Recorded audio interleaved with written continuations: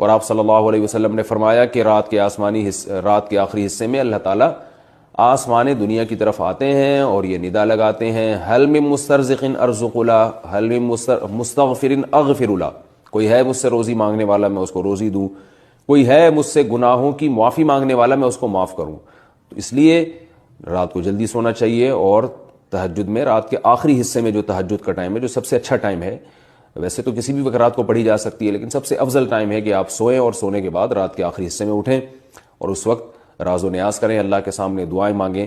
بہت زیادہ اس وقت دعائیں قبول ہوتی ہیں اور نماز کا بہت ثواب ہوتا ہے۔ ان قرآن الفجر کان مشہودا۔ میں نے ایسے لوگوں کو دیکھا راتوں کو اکیلے قبرستان میں سوتے ہیں۔ آپ میں سے کوئی بھی رات قبرستان جائے نا 2 بجے، کوئی نہ کوئی چڑیل نظر آئے گی، گورکن کو کبھی نظر نہیں آتی۔ یہ جو ہمارا انڈا موڑ سے آگے قبرستان ہے نا، یہاں بہت لوگوں نے سرکٹے دیکھے ہیں، میں نے آج تک کوئی سرکٹا، جتنے دیکھے جڑے ہوئے سر والے لوگ ہی دیکھے ہیں کہ ہم نے وہ پاپوش کے قبرستان میں سرکٹا دیکھا، اور وہ بتانے والے بھلے نیک لوگ ہوتے ہیں، بھائی ان کے دماغ میں چونکہ ایک وہم پیدا ہو گیا، ان کو سرکٹا بھی نظر آئے گا، ایک آنکھ والا بھی نظر آئے گا، چڑیل بھی نظر آئے گی، بھوت بھی نظر آئیں گے ان کو۔ آپ کانفیڈنس پیدا کرو، آپ قبرستان میں جاؤ۔ قبرستان میں تو اور بھی خوف نہیں ہونا چاہیے، وجہ اس کی ہے کہ خوف تو زندوں سے ہوتا ہے، مردے تو بیچارے مرے اس لیے کہ اب کسی کام کے وہ دنیا کماؤ آخرت کے لیے۔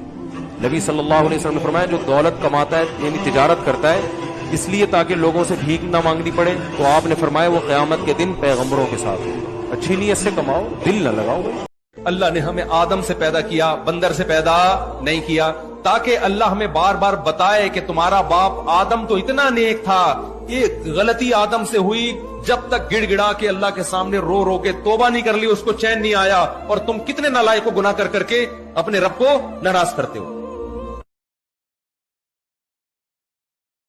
تو سونے میں 2 چیزوں کو اگر آپ نے کنٹرول کر لیا نا، آپ بہت تھوڑا سو کے نتائج بہت اچھے حاصل کر سکتے ہیں۔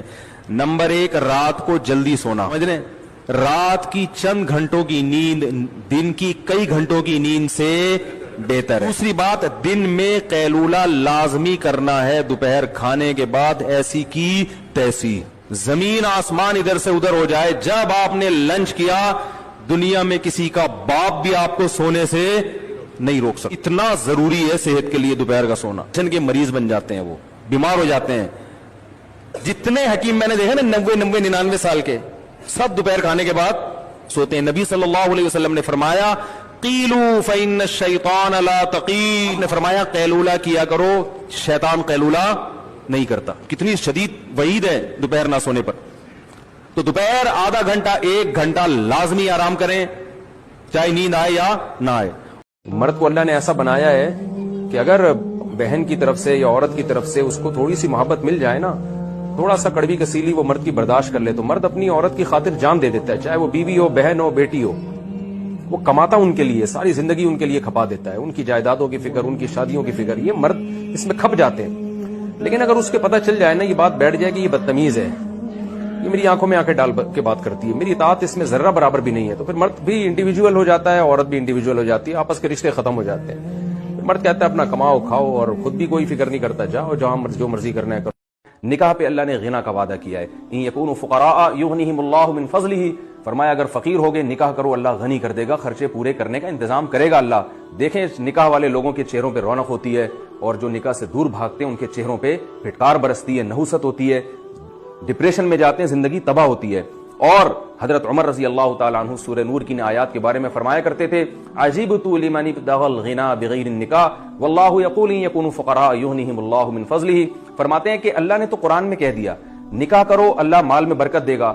حضرت عمر کا قول میں نقل کر رہا ہوں، فرماتے ہیں مجھے حیرانگی ہے کہ جو پیسے کو، غنا کو نکاح کے علاوہ کسی اور راستے میں تلاش کر رہا ہے، اللہ نے تو نکاح پہ وعدہ کیا ہے، تو چھوڑ دیں یہ کیلکولیشن کہ اتنے بچے ہو جائیں گے تو کھائیں گے کہاں سے، بیوی آئے گی تو کھائیں گے کہاں سے۔ اللہ ہے، وہ دیکھ رہا ہے، آپ اس کے حکم کو فالو کریں۔ جب زنا کرنے والے بھوک سے نہیں مر رہے تو کیا نکاح کرنے والے کیسے بھوک سے مر سکتے ہیں؟ جو اللہ کے حکم کو پورا کر رہا ہے، یہ کیسے ہو سکتا ہے کہ اللہ اسے روٹی چھین لے، جو زنا کر رہا ہے اس سے اللہ روٹی نہ چھینے؟ جو باراتوں کے کھانے ہو گئے نا، باراتوں کی دعوتیں شادی ہال میں ہو یا گھر میں، یہ شریعت کے مزاج کے خلاف ہے، یہ چیز اس کو پروموٹ نہیں کرنا چاہیے۔ جب بچی کی یا بہن کی یا گھر میں کسی بھی خاتون کی شادی ہو تو نکاح مسجد میں پڑھوا لیں، جو قریبی لوگ ہیں چچا ماموں وغیرہ ان کو بولیں مسجد میں پہنچیں گے نکاح ہوگا، وہاں سے پتلی گلی سے نکل لیں، جو بھی خاندان کے 8-10 لوگ بڑے بڑے آ جائیں بس ٹھیک ہے، اگر ان کو چائے پانی بھی کر دیں تو کوئی حرج نہیں ہے اس میں، اس کے لیے تو ہال کی ضرورت ہی نہیں ہے۔ باقی جب رخصتی ہو کے گھر چلی جائے اگلے دن لڑکا ولیمہ کرے, اس میں بلائے پبلک کو, اس میں بولے بھائی لڑکی والے اتنے تو لڑکے والے اتنے, اور فلاں جگہ گھر میں جگہ نہیں ہے تو شادی ہال میں کر لے. پھر وہ اپنی حیثیت کے مطابق کرے, اللہ نے مال زیادہ دیا ہے تو خاندانی ولیمہ کر لے, روکڑا ہی نہیں ہے, پیسے کم ہیں تو جتنے ہیں اس حساب سے کر لے, ٹھیک ہے نا. ایک گزارش کروں گا آپ لوگوں سے, دیکھو میرے پاس میاں بیوی کے کیسز بہت آتے ہیں, اس لیے میں بار بار یہ ٹاپک لے کر آتا ہوں, اور یہ تو ہر گھر کا مسئلہ ہے نا. جب بیوی آپ کو بولا کرے نا آپ کے اندر یہ خرابی ہے, مرد میں گڑبڑ یہ ہوتی ہے وہ سنتا نہیں ہے.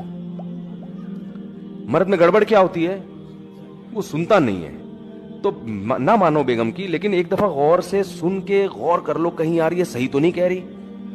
اکثر مردوں میں یہ ہوتا ہے کہ اگر بیگم نے یا سسر نے یا ساس نے داماد کو بول دیا کہ بیٹا آپ جو ہے نا یہ ذرا صحیح نہیں کر رہے, ایک دم تیش میں آ جاتا ہے. یہ تیش میں آنا تکبر ہے, یہ اس کی علامت ہے. دیکھو یہ ہو سکتا ہے کہ وہ غلط کہہ رہی ہو ساس آپ کی, ہو سکتا ہے آپ کے سسر صاحب غلط کہہ رہے ہو, عین ممکن ہے. یہ ہو سکتا ہے کہ بیگم آپ کی غلط کہہ رہی ہو, تو کہنے تو دو نا یار اس کو, ہے نا. سن لو یار, آرام سے سن لو, بولو اچھا غور کروں گا میں.